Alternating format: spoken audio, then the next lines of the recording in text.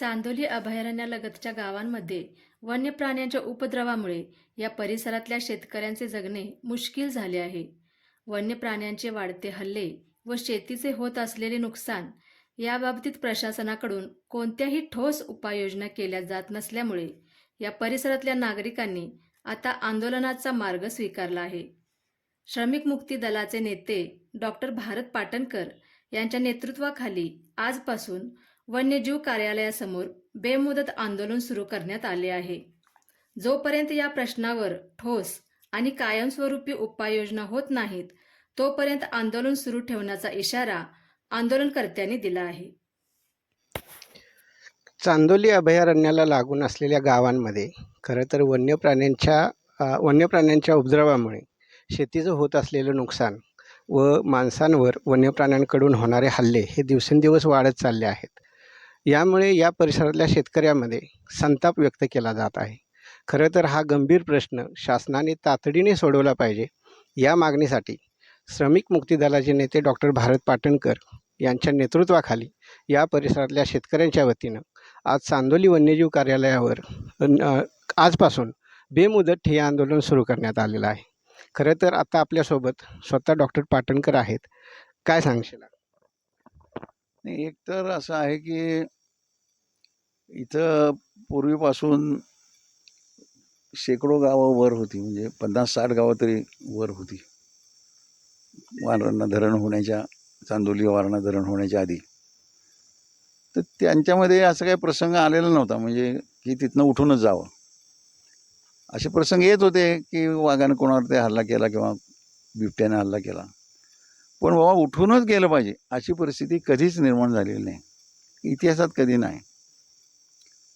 आणि अशा पार्श्वभूमीवर इथं अभयारण्य सुरू झाल्यानंतर मात्र हे प्राणी बाहेर यायला लागले. त्याच्या आधी प्राणी बाहेर येत नव्हते. हे प्राणी आतच, आम्ही आत गेलो तर काहीतरी आम्हाला होत होतं, परंतु हे प्राणी बाहेर येऊन आणि आमच्या गावात घुसून काय करत होते अशी परिस्थिती अजिबात नव्हती. शेतात येत होते अशी परिस्थिती नव्हती, कारण आम्ही शेती करतच होतो आणि चांगली बागायती शेती आडव्या पाटाची करत होतो. आता धरणाचं पाणी आहे, पण त्यावेळेला धरणाचं ह्या पाण्यापेक्षा जास्त पाणी आमची बागायत त्यावेळेला जास्त होती आडव्या पाटाच्या धरणाची, नैसर्गिक ह्याच्यातली प्रवाहाची. आणि मग आता नेमकं काय घडलं हा प्रश्न आहे. आणि ते जर फॉरेस्ट खात्यामुळं घडलं असेल, फॉरेस्ट खात्याने इथं अभयारण्य वगैरे जाहीर केलं. अभयारण्य जाहीर झाल्यानंतर तर अगदी वेगानं हे सुरू व्हायला पाहिजे होतं की ते बाहेर येता कामा नये. त्यांचा जो काही हॅबिटॅट आहे तो आतमध्ये मिळाला पाहिजे. तो आतमध्ये नसल्यामुळं ते बाहेर येतात आणि मग आम्हाला सांगतात की तुम्ही त्याला मारायचं नाही, तुम्ही मेला तरी चालेल असा त्याचा अर्थ होतो. तुम्ही मेला तरी चालेल, पण तुम्ही गव्याला मारायचं नाही, बिबट्याला मारायचं नाही. म्हणून आम्ही माधव गाडगीळ जे म्हणाले ते अत्यंत जबाबदार होते. ऐतिहासिक काम त्यांनी केलेले पौराणिक क्षेत्रामध्ये. ते मृत्यूच्या आधी त्यांचं स्टेटमेंट आहे 2-4 दिवस आधीच. त्यांना काय माहिती आपण मरणार आहोत म्हणून, की बिबट्याना, पुण्यात बिबट्या आला होता म्हणून, की बिबट्याना गोळ्या घातल्या पाहिजेत आणि आज तुम्ही बिबटे आणि वाघ सोडू नका. त्या वाघाला पुरेसं काय आहे तिथं आत आहे का? त्या बिबट्याला पुरेसं नाही म्हणून तो बाहेर येतो. त्याचा हॅबिटॅट आत नाही. गवारेडा का बाहेर येतो? आत खायला पुरेसं असं काय बाहेर येतो? डुक्कर का बाहेर येतं? रानडुक्कर आत काय पुरेसं नाही म्हणून बाहेर येतं. आणि मग त्यांचं जर तिथे जे फ्लोरा फौना जो असेल त्याच्यावर ते जर गुजराण व्यवस्थित करू शकत असतील तर तुम्ही अजून बाहेरून नेऊन तिथं प्राणी सोडताय. त्यापेक्षा पहिलं हे काम करा ना. ते काम शून्य चालू आहे आणि जे चालू आहे ते कोणापासून गुप्त पद्धतीनं चालू आहे. करतात की नाही कोणाला माहीत नाही. आणि म्हणून, आणि जे झालं जर असतं खरोखर तर हे प्राणी बाहेर येण्याचं काही कारणच नाही. कुंपण हा त्याच्यावरचा उपाय नाही आहे खरा. आज काही झालं नाही म्हणून कुंपण, म्हणून आम्ही कुंपणापर्यंत येतो. ह्या कुंपणाची ऑर्डर जवळजवळ 3-4 वर्ष झाली असतील, 5 वर्ष झाली. पहिली बैठक झाली त्या कुंपणाची मागणी केली, ते पैशाची मागणी. अजून त्यांना पैसे आले नाहीत. आता हे कुंपण नाही, ते गेट बसवले. ते गेटला एक कुठं गेलं ते बसवलं, सरळ नाही काढून नेलं.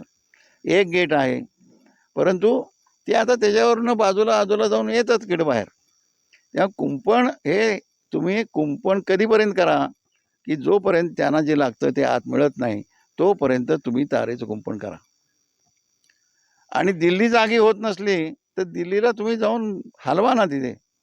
तुम्हाला कोणी अडवलंय? विमानं नाहीत. सगळीच विमानं काय अजितदादांच्या सारखे पडतात का? त्यांचं कोणी पाडलं वगैरे जाऊ द्या विषय. पण बाकीच्यांची पाडतील असं काय नाही ना.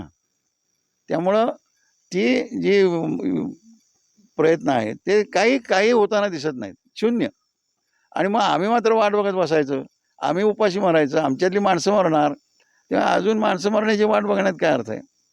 हा एक भाग आहे. दुसरा भाग जो असा आहे की हे अतिक्रमणात आहे. हे अतिक्रमणात आहे असं आम्ही म्हणतोय आणि ते सत्य आहे.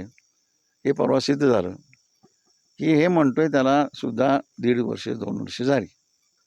आता त्यानं नोटीसच आलेली आहे की हे हलवा इथनं तुमचं अतिक्रमण काढून घ्या. तरी ते असेच बसलेले आहेत. काही त्याला उत्तर दिलेलं नाही. आता इरिगेशनचेच लोक यांना उत्तर आले का विचारा. नंतर नाही आलेलं. म्हणजे मग तुम्ही काय समजता कोण इरिगेशन खातं काय वाकडं करते आमचं? असा अर्थ झाला ना. म्हणजे लोक आमचं काय वाकडं करतात, इरिगेशन खातं आमचं काय वाकडं करणार. असं जर असेल तर मग माणसं लढाच करणार. दुसरा काय मार्ग?